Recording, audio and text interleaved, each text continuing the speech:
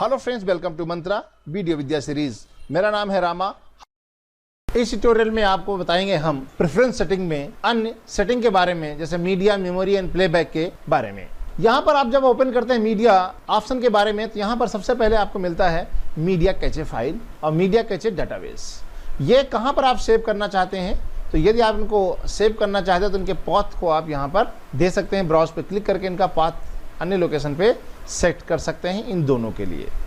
इसके अलावा एक और ऑप्शन आता है सबसे नीचे, अगला भाग जो है ना, मीडिया टाइम बेस का मतलब ये होता है कि फ्रेम रेट, जब आप किसी स्टिल इमेज को इंपोर्ट करते हैं तो आपको ये नहीं पता होता है कि स्टिल को क्या फ्रेम रेट देना है, तो यहाँ फिक्स रखना होता है कि आप फ्रेम रेट उसका क्या देना चाहते हैं, वो आप जो है ना फ्रेम रेट क्या रहेगा स्टिल इमेज के लिए, वो आप यहाँ पर सेट करते हैं। Time code, use media source, यहाँ पर ऑप्शन होता है। यदि आप यूज मीडिया सोर्स का मतलब होता है कि जो मीडिया आप यहाँ इंपोर्ट कर रहे हैं उसके हिसाब से आप ओरिजिनल टाइम कोड यूज करना चाहते हैं, या आप अपना खुद का अपना अलग सा टाइम कोड बनाना चाहते हैं जो आप 00 से सेट कर सकते हैं। जनरली यूज मीडिया सोर्स का ही यूटिलाइज करते हैं क्लिप के ऊपर, उस पर हम अपना प्रीमियर का नहीं लगाते हैं time code. Frame count start 0, start at 1, time code conversion. यदि आपको फ्रेम काउंट के बारे में यदि आपको कोई सेटिंग चेंज करनी है तो आप यहाँ पर कर सकते हैं, तो उसके हिसाब से आपका कन्वर्जन होता है, जो आप यहाँ स्टार्ट 0 से करते हैं या 1 से करते हैं। XMP ID files on import, जब आप क्लिप को इंपोर्ट करते हैं तो इसकी जो इन्फॉर्मेशन है जब इंपोर्ट करते हैं तो आपके एक XMP डेटा फील्ड होती है आपके इन्फॉर्मेशन के लिए, वहाँ पर वो स्टोर आपको दिखाई पड़ती है। जनरली फिर वो यदि इसको चेक नहीं करेंगे तो आपको दिखाई नहीं पड़ेगी। अगला ऑप्शन है right clip marker to XMP। यहाँ से हम चेक करके रखें तो इससे जो XMP मेटा डेटा है वो सारी इन्फॉर्मेशन आपके साथ क्लिप के साथ इंपोर्ट होती है आपके ब्राउज़र यानी प्रोजेक्ट विंडो में। इसके अलावा इंक्लूड कैप्शन ऑन इंपोर्ट, यदि क्लिप के साथ कोई कैप्शन ऑलरेडी जुड़े हुए हैं यदि उनको आप इंपोर्ट करना चाहते हैं इनको टिक करके रखेंगे। इनेबल प्रॉक्सी, यदि आप चाहते हैं कि इसकी प्रॉक्सी क्रिएट करना चाहते हैं तो आप यहाँ पर आप मीडिया को चेक करें तो आप प्रॉक्सी क्रिएट कर सकते हैं उसके लिए। Enable accelerator Intel H.264 decoding, यदि आप H.264 को डिकोडिंग करने चाह रहे हैं, इसको इनेबल या डिसेबल कर रहे हैं तो उसको रिस्टार्ट की आवश्यकता होती है, उसके बाद ये कार्य करेगा। जनरली इसको चेक करके ही रखना पड़ता है। Automatically growing file, Premiere Pro आपके लिए सपोर्ट करता है growing files for OP1A MXF files. MXF file को ये सपोर्ट करता है, इसलिए ये आपको ऑटोमेटिकली रिफ्रेश करता है उस फाइल्स को प्रीव्यू करने के लिए। MXF फाइल्स के लिए वो कितने सेकंड बाद करेगा वो यहाँ पर आपको डिटेल दी गई है। इसके अगला ऑप्शन है मेमोरी बहुत ज़्यादा इंपॉर्टेंट काम करता है कि आप कैसे काम करेंगे। मेमोरी में आप देखें यहाँ पर सिस्टम में कितनी मेमोरी ऑलरेडी इंस्टॉल्ड है, 8 GB।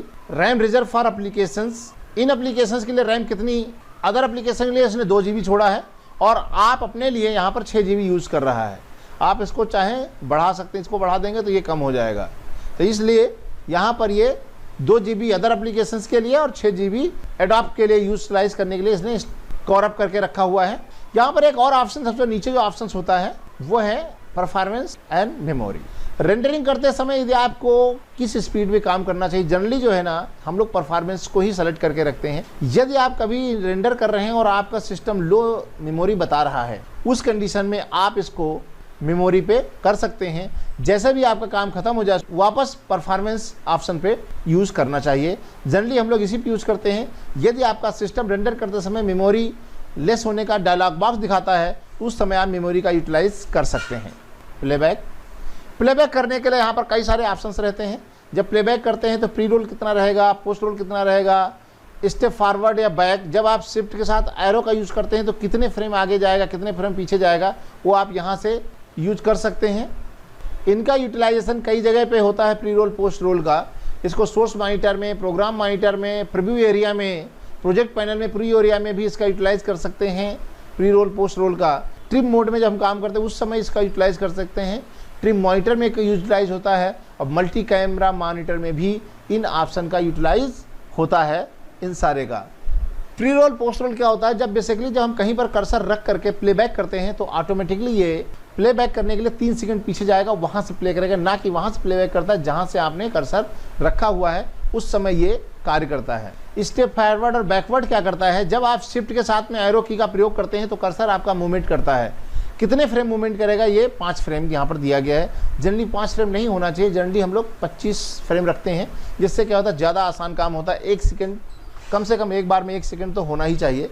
और यदि आप कहीं स्पेसिफिक टाइम बेस्ड पे काम कर रहे हैं, यदि आप कोई काम कर रहे हैं कि हमको हर इतने सेकंड के बाद में, इतने फ्रेम के बाद में कोई चीज़ यूटिलाइज़ करना है, तो उसके लिए यहाँ पर अच्छा होता है कि पहले फिक्स कर लीजिए कि इतने, जब शिफ्ट के साथ एरो काम करेंगे तो इतने सेकंड तक ही जाएगा, इतने फ्रेम ही जाएगा, तो यहाँ सेट करके आप यूटिलाइज़ कर सकते हैं।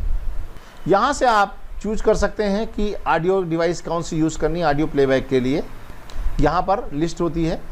और वीडियो डिवाइस के लिए यहाँ पर भी ऑप्शन होता है, जो वीडियो डिवाइस या थर्ड पार्टी कोई डिवाइस आपने यूज़ करके रखा हुआ है, सिस्टम में इंस्टॉल्ड है, जैसे कैप्चर कार्ड इंस्टॉल्ड है, तो उस समय आप इसको यूटिलाइज़ कर सकते हैं। और वीडियो प्लेबैक आउटपुट के लिए भी ये यूटिलाइज़ किया जाता है, यहाँ से चूज करते हैं यदि आपके सिस्टम में कोई भी कैप्चर कार्ड या डिस्प्ले कार्ड ऑलरेडी इंस्टॉल्ड है तो। इस ट्यूटोरियल में इतना ही। Thank you for watching.